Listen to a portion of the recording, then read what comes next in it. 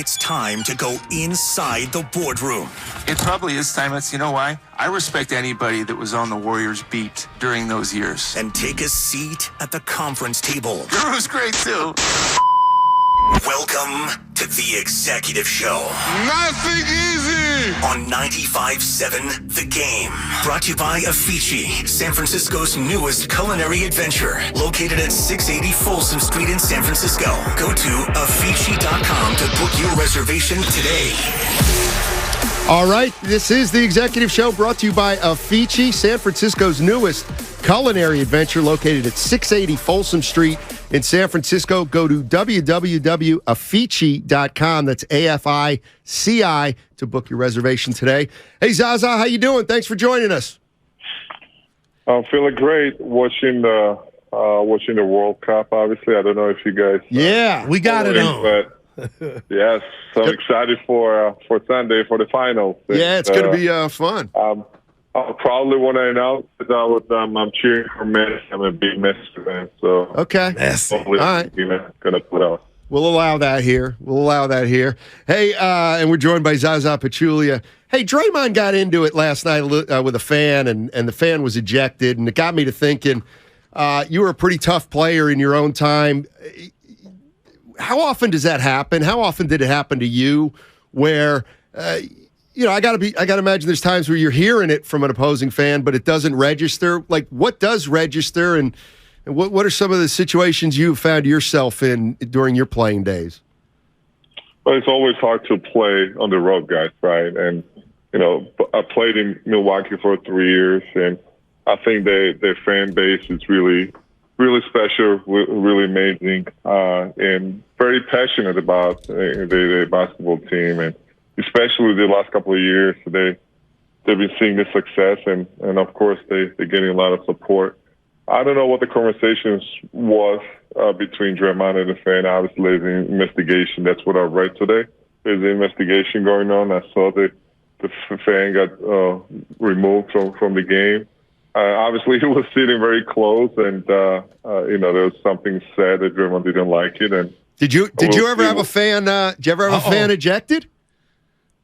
I don't remember. Wow, gosh, playing 1,100 games, there's a lot of data to go over, but I don't remember. But obviously, having the conversation, especially when you see so close from the court, it's part of the game, and this is entertainment, right? And but obviously there are boundaries. You cannot pass those boundaries. I definitely want to make sure the players are protected, and it's a fair communication. It's both sides are enjoying what they do, but obviously nobody should pass the boundaries for the fans and the players, obviously.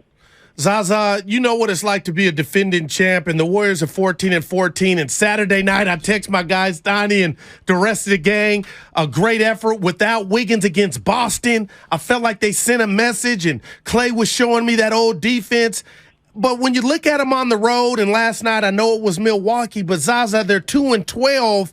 Anything to see here, or do you look at it like, you know what, they are defending champs.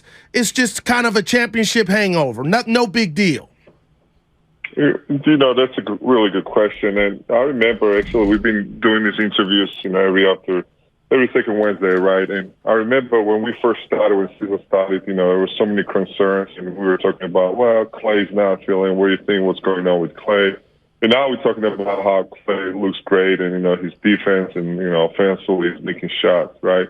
We've been, I've been listening to you guys, even when Bob is, on.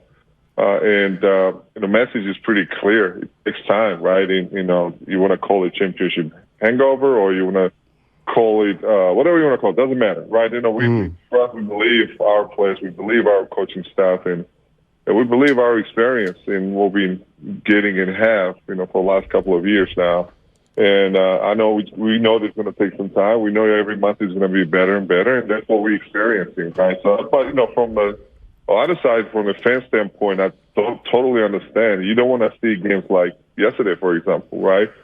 Saturday was amazing, and now you go on the road, and of course, questions are going to be, okay, what's going on with the Warriors on the road? But again, like I said, it's a matter of time, patience, and as far as we keep getting better, defense is getting better. Obviously, the rotations are, becoming solid, and bench is figuring out. The young players, Clay back to, where we want all to see him be at, right? So a lot of positive things, but we still got work to do, and like I said, we are working on it. Zaza Pachulia joining us on the executive show. Let me ask you about Jordan Poole, because he obviously got a big contract in the offseason. Even though it doesn't kick in till next year, I think, everybody said he got his big contract. And I was trying to look at both sides of his situation. And one thing I heard, you hear is, oh, well, he got paid. Well, he got paid, so. But I think there's another side to it for another kind of person where getting paid might put a little more pressure on a certain kind of player. They might feel a little more pressure, which I would almost interpret as a good thing. When you see a guy sign a contract, what are some of the scenarios that can occur with players? Are there players that can go in either direction? Absolutely. That's a really good point. Yes, you can go both directions, right? Where you can relax and say, well, mission accomplished, right? Or actually put pressure of, okay, so I'm a max guy now, so I need to deliver, right? And expectations is higher. So, but I'm very confident with Jordan. I mean, he's a very talented guy, very exciting, player. He's a very hard worker too, and his maturity level that we saw last couple of years definitely gives me confidence to say that the better months and years ahead of him, and he has a chance to be one of the best players in this league. And he's so young.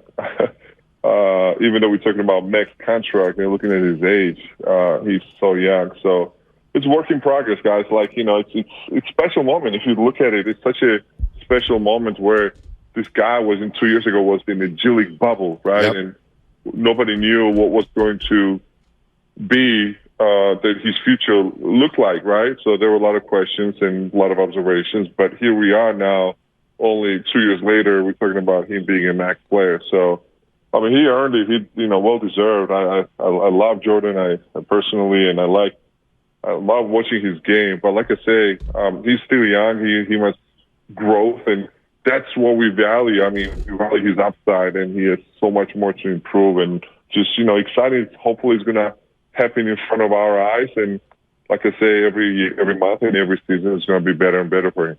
Zaza, I hope you weren't listening to us last week, because my partner, we were just having a discussion about Wiseman, and I just had an emotional outburst. I don't even know where it came from, and I'd never second-guess the organization and Kerr, but I was like, Wiseman needs to be up here learning, even if he fails. But it got me to thinking.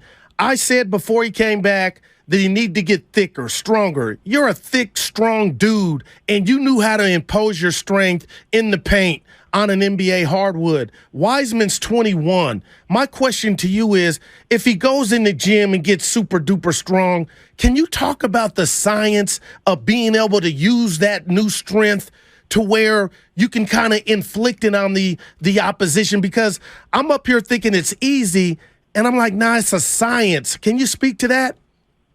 Absolutely. I mean, whatever strength you have, you gotta be able to use it. If you don't use it, it's a nonsense, right? So, but like I say, to use your, shooting ability, right? If you're a great shooter, for example, right? You need to understand how to get those open shots or how to get the good shots, right?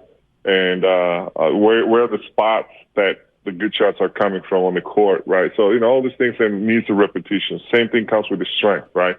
So many times I remember when I first came in the league, I was getting in trouble with getting offensive fouls because I was trying so hard. I couldn't, as a young man, and I was 19 and when I would get drafted. So as a young man, you're so anxious and you're giving doing your best, and suddenly it turns too aggressive, and it creates the offensive foul. So, but with the repetitions, with watching the field, with having a good coaches, a good mentors, obviously the things slow down, and I start realizing, and I ended up my career being one of these, best screen setters out there, right? So, like I say, with the time and reps, I think the thing's going to come down for James, and he's going to understand what he's really upside. I mean, the strength is, and start utilizing it on the court in the NBA game. Go ahead, Guru. Zaza, I gotta ask, this is not me, Zaza. Did you go back-to-back at the Warriors World Tournament? How did you guys fare? all we do is win, right? Like, however the sun goes, like. Zaza, you can't play in it. You played in the league. That's for the regular folks. It's a free world. That's where I learned more in this country. This is a free country, and it's where it's totally. There you go. I didn't hurt anyone. That's I gotta say that I didn't hurt anyone. I'm gonna call you Messi at a Warrior World Tournament. Okay. You weren't the object of a lawsuit for injuring somebody. Good for you. Good for you. Hey Zaza, thank you so much for joining us. Really appreciate it, and have a great week, man. Thanks for having me, guys. All right, Zaza Pachulia.